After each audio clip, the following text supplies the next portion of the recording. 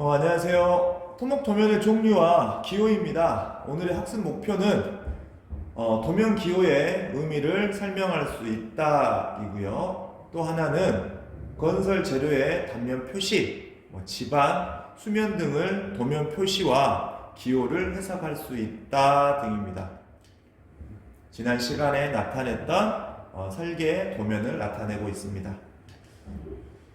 설계 도면에 사용되는 기호라고 했는데요. 그 내용들은 어떠냐면 도면에 사용하는 기본적인 요소나 기호 등은 비교적 간단한 편입니다. 그리고 각종 구조물의 조사, 설계, 제작, 시공, 보수 등에 필요한 내용이 선과 점, 부호, 기호, 문자, 숫자 등으로 표현되어집니다. 그리고 구조물의 형상, 크기 등 설계자의 의도하는 바가 명확히 표시되어야 합니다. 또한 누구나 알아볼 수 있도록 간단하고 명료하게 표현되어야 합니다. 그리고 각종 구조물의 도식 기호나 기본 요소 등은 KS 통칙에 준하고 있습니다. KS란 무엇이냐? 한국 산업 표준을 이야기하고 있고요. 이건 우리나라의 산업 표준화법이고 더불어 국제 표준화 기구 ISO 규격과 일치하도록 개정되어 있습니다. KS 토목 제도 통칙 KSF001이라고 하는 것은 우리가 KS다라고 하는 것은 한국 산업 표준이고 F라고 하는 것은 각각의 분류 기호 중에 부분을 나타내는 건데요. 아까 말했던 A라고 하는 건 우리가 기본적인 내용이 되겠고, B는 기계, C는 전기, D는 금속에서 쭉 나가 있습니다. 그래서 우리는 토목은 F 내용이 되겠습니다. 그래서 적용 범위는 KSA005 제도 통칙에 기초하여 토목 제도에 관한 공통적이며 기본적인 사항에 대해서 규정하고 있다라고 보시면 될 것 같습니다.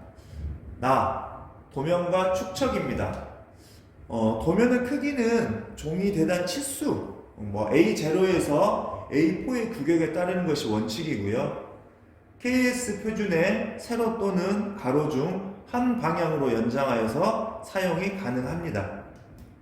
또한 연장 시 도면 여백은 기본 규격과 동일하게 적용하고요. 도면은 긴 변 방향을 좌우로 놓은 것을 원칙으로 하고 있습니다. 그렇다면 그러한 내용들이 어떤 거냐면 윤곽의 크기는 용지에 따라서 다르게 나타내고 세로와 가로의 비는 1대 루트 2다 라고 했습니다. 그래서 세로보다는 가로가 조금 더 길게 나타낼 수 있습니다. 그림에 보시면 우리가 먼저 여러분들이 보시는 왼쪽 하단에 보면 도면에 윤곽 치수라고 나와 있습니다. 그래서 도면의 윤곽 치수에서 우리가 너비 그리고 높이 가로 세로 이런 부분이 있고요. A, B 그 다음에 윤곽은 C하고 D로 나타내고 있습니다. 그리고 오른쪽 하단은 도면의 크기를 나타내고 있습니다. 전체 크기가 A0입니다. A0의 크기는 841mm 곱하기 1189. 이걸 절반으로 자른 게 A1. A1을 절반으로 나눈 게 A2. A2를 절반으로 나눈 게 A3. A3를 절반으로 나눈 게 A4가 되겠습니다. 그래서 도면의 윤곽에서 최소로 나타내는 것들, 윤곽선이 되겠죠. 그래서 윤곽 A0와 A1은 20mm, 그리고 A2부터 A4는 10mm, 이런 내용으로 나눠져 있습니다. 앞에 나왔던 내용들을 살펴보면 지금 표가 나타내는 게 어떤 건지 쉽게 이해할 수 있을 거라고 판단됩니다. 도면과 축척에서 윤곽선은 그림을 그리는 영역을 한정하며 최소 0.5mm 이상 두꺼운 실선으로 그려야 됩니다. 그리고 표준 도면의 축척은 목적에 따라서 적당한 것을 선택해야 되고요. 다만 그림의 모양이 치수에 비례하지 않아 착각될 우려가 있을 때는 NS로 표시할 수 있다라고 했습니다. NS는 스케일이 없다, 표척이 없다라고 하는 내용이 되겠습니다. 그래서 일반도, 구조물도, 상세도, 평면도 각각의 축척을 나타내고 있습니다. 그래서 일반도는 1대 100, 1대 200, 1대 300, 1대 400, 1대 500, 1대 600입니다. 그래서 만약 각각의 내용들은 상세도를 보면 상세도는 정확하게 세세하게 작성해야 되기 때문에 1대 1, 1대 2입니다. 크기를 절반으로 줄이든 20%로 줄이던가 라고 하는 내용이 나와 있고요. 일반도는 100분의 1로 줄여서 나타내더라. 구조물도는 20분의 1로 줄여서 도면상에 표시하더라 라고 하는 내용들을 알 수 있습니다. 그리고 축척은 매 도면마다 기재하고요. 같은 도면 중에 다른 축척을 사용할 때는 각 그림마다 축척을 기재하면 됩니다. 또한 많은 축척 중에 어느 한 부분에 대해서만 그 축척을 사용할 때는 가장 많은 부분을 차지하고 있는 축척은 표제란에 기입을 하고 조금 사용하는 내용은 그 도면이나 그림에 가까운 곳에 축척을 표시하면 될 것 같습니다. 선과 글자인데요. 선의 종류와 용도는 외형, 내형, 테두리, 중심, 가상, 절단, 표면 등에 따라서 다르게 나타냅니다. 그래서 여러 가지 내용들이 있는데 여기에서는 선의 종류와 용도가 어떠냐라고 하는 내용만 보시면 될 것 같아요. 그래서 우리는 실선, 굵은 실선은 외형선을 나타내고 가는 실선은 치수선, 지시선, 치수 보조선, 그리고 파선은 보이지 않는 외형선을 나타내더라 라고 하는 정도. 그리고 세선은 가는 일점 세선은 중앙선, 대칭 선을 나타낼 때 사용한다라는 부분만 알고 넘어가시면 될 것 같습니다. 도면의 변경입니다. 특별한 경우를 제외하고 도면은 채색하지 않는 것이 원칙이고요. 도면을 변경한 곳에 적당한 기호로 표시하고 변경 전 모양 및 숫자는 보존해야 됩니다. 그리고 변경 날짜와 왜 도면을 변경했는지에 대한 이유 등을 기입하면 될 것 같습니다. 우리가 이야기했던 표제란입니다. 표제란은 도면 관리에 필요한 사항과 도면의 내용에 대한 사항 등을 기입하기 위하여 도면 우측 하단에 안쪽에 설치하는 겁니다. 그래서 표제란에 들어가는 내용들은 도면 번호, 도면 명칭, 그리고 회사명, 책임자 서명, 작성 연원일, 그리고 축척 등을 기입하면 될 것 같습니다. 그리고 범례는 표제란 가까이 기입을 하면 되고요. 범례라는 것은 어떤 거냐면 지도나 도표의 내용을 알기 위해 본보기로 표시해둔 기호나 부호의 설명을 우리는 범례라고 이야기합니다. 일반적인 도면의 종류입니다. 그래서 공사계획 평면도를 나타내고 있는데요. 하단에 보이는 내용들이 바로 표제란입니다. 보면은 자세하게 보이지 않겠지만 축척이라든가 공사 책임자 그리고 회사 이름들이 나와 있고요. 표제란 왼쪽 상단에 보면 범례라고 나와 있습니다. 그 범례에는 기존 배수로 그리고 토구, 축구 여러 내용들이 나와 있습니다. 그래서 우리는 도면에서 사용되는 그림이나 표를 설명한 내용이더라 라고 하는 내용들을 살피면 될 것 같습니다.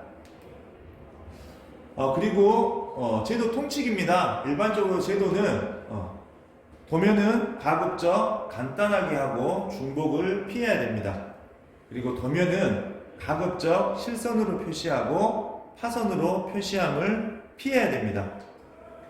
대칭이 되는 도면은 중심선의 한쪽을 외형도, 반대쪽을 단면도로 표시하는 것이 원칙이고요. 그림 1-7 왼쪽에 보시면 대칭으로 그림의 표시는 다음과 같고요. 경사면을 가진 구조물에서 그 경사면의 모양을 표시하기 위하여 경사면 부분만의 보조도를 설치할 수 있습니다. 가운데 있는 트러스의 그림 모양 그 위쪽에 나와 있는 경사면 부분만의 보조도를 이렇게 첨부할 수 있습니다. 또한 지형의 평면도에 새로 시공하는 경사면을 표시하는 경우에는 오른쪽 하단에 있는 그림 1-9와 같이 표기하면 될 것 같습니다. 표기하면 각각의 흙을 쌓는 면하고 깎는 부분에 대한 것들은 각각 내용이 다릅니다. 하지만 기호는 이걸 반대로 놓느냐라고 하는 걸 보시면 될 것 같습니다. 건설 재료의 단면 표시인데요. 이 부분은 실제로 여러분들 현장에서 사용하는 도면에는 이런 내용들이 거의 없다고 보시면 되고요. 일반적으로 간단하게 이런 게 있다라고 하는 정도만 알고 넘어가시면 될 것 같아요. 도면에서 구조용 재료의 단면에서 금속과 비금속의 단면 표시 이런 내용들은 거의 나오지 않습니다. 우리가 토목 현장에서는 거의 없다고 보시면 되고요. 건축 현장에서는 각각의 내용들이 조금 들어가긴 합니다. 현관이라든가 아니면 지붕 슬래트를 어떠한 구조용 재료로 할 건지 보와 슬래브 이런 것들을 그래서 이런 내용을 알면 될 것 같고요. 석재 및 콘크리트 재료의 단면 표시입니다. 대부분 토목 현장에서는 콘크리트를 사용하고 있기 때문에 왼쪽에서 세 번째에 있는 콘크리트를 사용할 것인데 건축에서는 벽돌로 사용할 수도 있고 블록도 사용할 수 있기 때문에 이런 석재 및 콘크리트 재료의 단면 표시가 나타내고 있습니다. 그리고 골재 및 토질의 단면 표시입니다. 보시면 호박돌부터 사질토까지 나타나 있습니다. 두 번째, 단면의 경계 표시입니다. 단면의 경계 표시는 집안면은 다음과 같고요. 일반면은 진로 오른쪽 하단에 있는 내용으로 나타낼 수 있습니다. 그래서 여러분들께서는 단면의 경계 표시는 이러한 내용으로 표시할 수 있더라 라고 하시면 될 것 같고요. 각각의 자갈, 모래, 호박돌, 잡석 이런 내용들은 앞에 했던 구조물의 구조용 재료의 단면에서 나타내는 단면 표시와 동일합니다. 그래서 쉽게 이해할 수 있을 거라고 판단되고요. 세 번째, 단면의 형상에 따른 부재의 절단면 표시입니다. 보시면 환봉입니다. 환봉은 동그랗고 안이 채워져 있는 물질입니다. 그래서 표시는 외형선을 나타냅니다. 가운데 단면은 외형선으로 나타냈고요. 그 아래 파이프입니다. 파이프는 동그랗고 안에 내용물이 채워져 있지 않습니다. 그래서 어떻게 하느냐, 파이프는 외형선을 조금 더 굵은 실선으로 나타냈습니다. 그리고 각봉은 나무가 아닌 금속 재료로 나타낸 내용이기 때문에 다음과 같이 나타냈고요. 나무는 쉽게 잘라진다라고 해서 다음과 같은 모형으로 우리는 표시하고 있습니다. 하지만 실제 공사 현장의 설계 도면에서는 내용 재료표에서 어떠한 재료로 사용하고 있다라고 하는 내용들이 나와 있기 때문에 절단면 표시에 대한 것들은 거의 없다고 보시면 될 것 같습니다. 단지 건설 재료의 단면 도시에서 이러한 내용들이 있다라고만 생각하시면 될 것 같아요. 그리고 마지막으로 판재형의 치수 표시. 판재형의 치수 표시는 판재가 나타내는 형상이 있을 겁니다. 모형이고요. 그 모형에 따라서 높이, 나비, 두께, 길이 이렇게 표현하면 될 것 같습니다. 여기서 나비는 너비, 폭 이렇게 유사한 말인데요. 나비는 작은 지류나 내용들에 대해서 사용하고 있는 겁니다. 그래서 보시면 그림이 나와 있습니다. 그래서 등변이다 라고 하는 거는 변이 갔을 때 나타내기 때문에 L형입니다. 형상을 나타내죠. L형 해가지고 높이 A, B 그 다음에 나비 곱하기 두께 그리고 L 나타냈습니다. 그래서 등변 기역 형상이다 라고 하는 건 어차피 등변이기 때문에 밑변과 높이가 같잖아요. 그래서 니은으로 나타내고 A 곱하기 B 곱하기 T 두께가 나와 있으니까 L은 이 형광의 전체 길이가 될 것 같습니다.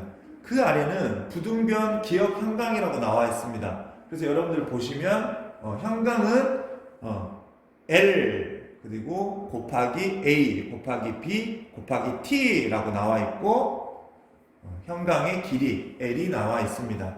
여러분들 크게 어려운 건 없을 것 같습니다.